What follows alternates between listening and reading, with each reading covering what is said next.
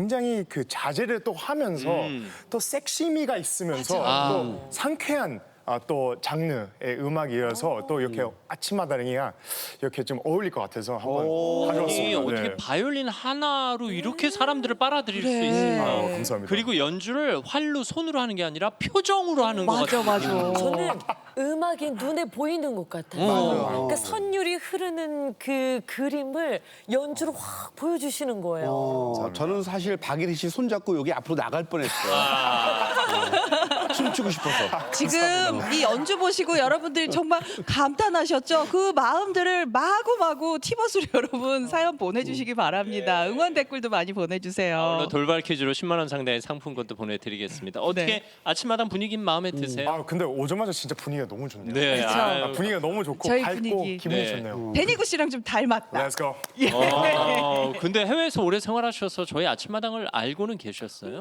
이 방송 자체가 너무나 유명해요. 그냥 전 세계에서 유명하고 그리고 미국에서도 굉장히 유명합니다. 아유, 그래서 사실 이걸 나온다고 했을 때 부모님한테 알려드렸을 때 너무나 기뻐하셨고 그리고 또 이 방송 자체가 1991년도부터 네. 그쵸. 생겼는데요. 제가 또 91년생입니다. 그래서 저랑 함께 태어난 데니구 탄생 프로그램이네. 네. 실례지만 몇 월생이세요? 전 8월. 그럼 아침마당이 형이다. 우리는 5월생이거든요. 상대는 형이네요. 그러네. 네. 아유, 진짜 부모님이 많이 좋아하셨구나. 네. 아니, 진짜 교포들분들에서도 아침마당 보시면서 힘을 많이 얻으신다고 하는데 엄마 아빠한테 한번 여기 나왔다고 인사해 주세요. 예. 근데 심지어 지금 나오기 전에 엄마랑 문자하고 있었어요. 지금 미국에서 보고 있었어요. 그러니까 보고 계실 수 있어요. 엄마 아빠 하이 아들 아침마당 나왔다. 부모님 입장에서 우리 아들이 귀여워. 성공했네 싶으실 텐데 네. 귀엽다. 사실 인기 실감하시죠? 이게 아무래도 그냥 이제 홀에서 연주를 하다가 이제 조금 TV도 하고 또 예능 출연도 함으로써 조금 더 달라지긴 했죠. 좀 달라졌는데요. 주변에서 많이 알아보시고. 네네네 조금씩 그런 게 있더라고요. 근데 이게 뭐 어디 가든 그런 건 아니고 좀 음악이 많은 뭐 서초구 이런데 조금 서초구? 이제 사람들이 많이 알아보고요. 이게 클래식 음악촌. 네. 그러니까 있어서요. 예술의 전당 있는 예술의 그쪽에. 네, 맞습니다. 근데 어. 그런 거 외에서 뭐 되게 편하게 똑같게 살고 있습니다. 열심히. 네. 아니요, 행복해 보이세요. 아니 본인은 뭐 사람들이 못 알아본다고 하지만은 지나가면 다 쳐다볼 거예요. 네. 사실 뭐 언젠가부터 우리가 엄친아, 엄마 친구 아들 이런 표현을 쓰잖아요. 맞아요. 이게 엄마들이 자꾸 다른 집 아들하고 비교해서 자녀들 입장에서는 스트레스 받는 말인데 이 데니구 씨가 전형적인 엄친아인데 맞아. 왠지 정이 가는 엄친아예요. 싫지 않은. 그래. 질투나지 않는. 아니 이게 그냥 엄마 좋은. 입장은 당연히 그런데 내가 그 아들 입장에서도 그러니까. 인정, 맞아요. 쟤는 네. 인정할 만한 저 그런 정도면 친구야. 인정. 진짜 매주 나와야 될 것 같아요. 너무 감사합니다. 아니 그래서 진짜. 그런 말이 있어요. 그 데니구 씨가 그 엄친아의 대표적인 캐릭터라고. 그럼. 네. 어려서부터 이렇게 밝은 성격이었어요. 제가 그 항상 시끌시끌한 면이 있었는데요. 사실 제가 그 음악뿐만이 아니라 아시안들이 많이 없는 동네에서 계속 자라왔어요. 그랬구나. 그러다 보니 굉장히 조용조용했었어요 어렸을 때. 어릴 때 어느 동네에서 그 시카고에서 태어났고요. 필라델피아에 아직 부모님이 계시고요. 그러면서 이제 제가 나중에 음대를 가게 됐는데요. 거기서 좀 다시 이제 좀 시끌시끌한 성격이 나오기 시작한 것 같아요. 활발하고 네, 네, 네. 역동적이잖아요. 뭔가 네. 살아 숨쉬는 듯한 느낌. 감사합니다. 나까지 이렇게 기분이 좋아져서 뭔가 들뜨는 느낌이에요. 네. 자, 바이올린 연주자 데니구 씨는 어떤 인생을 살아왔을까요? 그렇죠. 여러분 궁금하시죠? 이 많은 분들이 데니구 씨를 클래식계 아이돌이다라고 표현을 맞아요. 하시거든요. 맞아요. 그만큼 정말 남녀노소 불문하고 많이 사랑을 받고 있는 우리 데니구 씨는 어떻게 바이올린과 함께 사랑에 빠지게 되었나 이야기를 준비해봤습니다. 자, 첫 번째 시작을 봤더니요. 우와!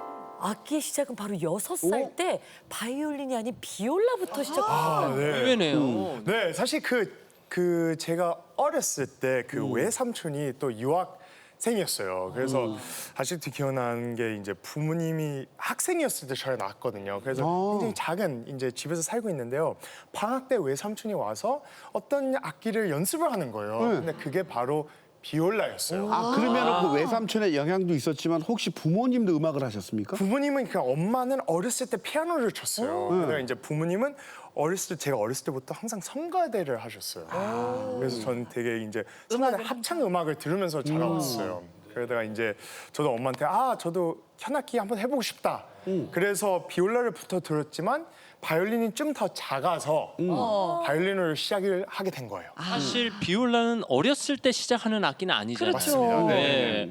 그럼 외삼촌이 전문 연주자셨고 저렇게 자기 덩치보다 큰 비올라로 시작을 하다가 바이올린으로 바꿨다. 사실 두 악기가 닮은 듯 하지만 다른 악기. 네, 귀여워. 굉장히 비슷해요. 비올라는 바이올린은 이렇다면 비올라는 조금만 더 커요. 조금만 더 길고. 그래서 조금 더 이제 나이가 들면 사람들이 대부분 바꿔요. 네, 그래서 저는 바이올린을 시작을 했습니다. 그랬구나. 그러니까 뭐 또 작을 때였으니. 아니 네. 이렇게 귀여운 아들이 그 조그만 이렇게 깽깽이 거리고 있었으면 얼마나 귀여웠을까. 6살 때부터 그러면은 네. 시작을 한 거고. 맞습니다. 네. 그런데 이제 본격적으로 그 시작은 어떻게 되었나 봤더니요. 바로 고등학교 3학년 말에 바이올린 전공을 해야 되겠다 하고 결심을 맞습니다. 하셨다고요. 6살에 시작했는데 전공 결정이 왜 이렇게 저는 늦지? 굉장히 늦게 좀 decide 선택한 케이스인데요. 결정이 늦었구나. 전 되게 취미로 했어요. 이제 부모님에게 가장 제일 감사한 게 절대 푸시를 안 해요. 부모님은 아빠가 항상 저한테 말하는 게 제 한국 이름이 교현이에요. 그래서 교현이. 아빠가 교현아 너는 네 인생이고 우린 우리 인생이야. 알아서 살아. 이런 좀 느낌이에요. 그래서 되게 프리하고 그래서 전 되게 오히려 공부 혹은 이런 걸 하려고 했었지 뭔가 악기는 안 하려고 했었어요. 원래 그러면 꿈이 뭐였어요? 원래 어렸을 땐 하얀 거탑 드라마 때문에 예. 의사가 되고 싶었어요. 의사가. 야, 잘 어울렸겠다 가운. 메스 막 이런 게 너무 멋있는 거예요. 그래서 그거 하고 싶었는데요. 제가 이제 고3 바로 들어가기 전에 그 여름 방학 때 어떤 축제를 갔어요. 이 축제가 5주 동안 하는 축제인데요. 이게 사실 이걸 면접을 봤던 이유가 좋은 공부 학교 가기 위한 이거였어요. 그러니까 레주메에 쓰기 위해서. 근데 갔는데 거기 이제 친구들이 다 똑같은 나이고 다 뽑혀서 간 건데요. 클래식 뮤지션들 한 6명, 뭐 재즈 뮤지션, 현대 무용, 연극 배우 그리고 시 쓰는 작가님들. 일종의 예술 캠프예요. 네, 맞아요. 예술 캠프였어요. 그래서 이게 5주 동안 하는 건데 같이 합숙을 하면서 같이 콜라보레이션 하면서 작은 무를 만드는 거예요. 이렇게 공연을 여러 명이서 맞아요. 함께. 근데 너무나 재밌는 거예요. 왜냐면 다 똑같은 나이고 다 얼마나 키가 부글부글 재밌겠어. 하고 있고 우리가 하는 예술이 보기 좋고 듣기 좋지만 이게 더 가서 사람을 움직일 수 있구나. 그래서 이때 확 꽂혀서 딱 끝나고 이게 9월이었는데 나 음악 한번 해보고 싶다. 그래서 딱 3개월 동안 그걸 준비를 했었어요. 집중적으로. 네. 그럼 아니 그러니까 그 부모님의 사실 대학 입시에 자기소개서에 한 줄 넣으려고 예술 캠프 참가했다가 맞습니다. 네. 인생이 바뀐 거예요. 그러네. 아니 그 부모님의 반응도 좀 놀랬을 것 같아요. 갑자기 애가 당황스러우셨을 전공을 것 바꾸니까. 같아. 당황하죠. 왜냐면 제가 뭐 그때까지 콩쿠르 한 것도 아니고 연습한 것도 아니고 그쵸. 그냥 엄청나게 취미로 한 건데 굳이 왜 이 길을 선택하냐.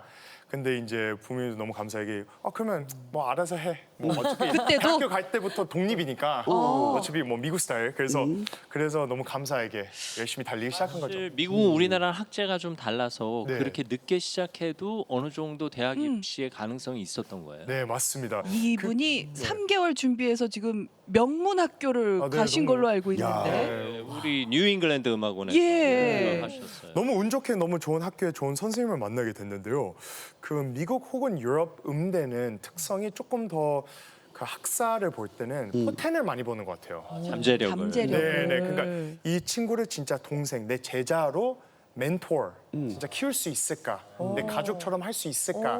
이런 걸 좀 더 보는 것 같아요. 그러니까 완성된 실력을 보는 게 아니라 앞으로 발전 가능성을 보는 네, 거예요. 맞습니다. 왜냐면 테크닉은 어쨌든 제 선생님들도 다 이제 좀 연세가 있었는데 어쨌든 이거는 계속 하는 건데 그렇죠. 진짜 필요한 건 그 음악성 혹은 이걸 얼마나 원하는지 어떤 이야기를 얘기하고 싶은지 이런 걸 좀 더 집중적으로 보는 것 같아요. 이게 우리나라는 조금 상황이 달라서 물론 조금 달라요. 사람마다 네. 다르지만 초등학교 때 전공하기로 결정하고 맞습니다. 네. 막 맞아. 하루에 막 8시간, 10시간씩 어릴 때. 해서 예중 가고 예고 가고 해도 맞아. 대학을 갈까 그치, 말까잖아요. 그치. 근데 또 반대편에서 그래서 전 세계에서 또 또 한국인들이 콩쿠르 다 이기긴 해요. 아, 그러면 그러네. 말도 안 되게 너무 잘하니까 아이들이 어렸을 때부터. 근데 장점 단점들이 확실하게 있는 것 같아요. 그래요? 그러면은 어쨌든 그 학교를 갔으면은 막 콩쿨 준비하고 실력이 좋은 완성형 친구들하고 같이 경쟁을 했을 거 아니에요? 네네네. 힘들지 않으셨어요? 처음 들어갔을 때 현타 많이 왔었죠. 딱 들어갔는데 이런 거구나. 너무 잘하는 친구들이 많고 특히나 한국, 중국에서 유학 온 친구들이 어떻게 보면 너무 준비된 연주자 느낌? 그래서 그때부터 딱 생겼던 게 좀 남다른 헝그리 같은 게 생겼던 것 같아요. 헝그리가. 뭔가 내가 아직까지는 테크닉적으로 못 비비는데 좀 나는 연습실 진짜 붙어가고 맨 마지막으로 나가는 이걸로 내가 좀 자신감을 얻자. 어떤 방 들어가도 내가 좀 제일 열심히 한 사람으로 이렇게 하자. 시작과 그래서, 끝이 네. 나다. 그래서 오히려 불이 좀 늦게부터 피기 시작했는데 더 밝게 더 붉게 피고 그러면 있는 것 같아요. 스스로 생각하기에 타고난 천재형이라기보단 노력형이라는 무조건 노력파예요.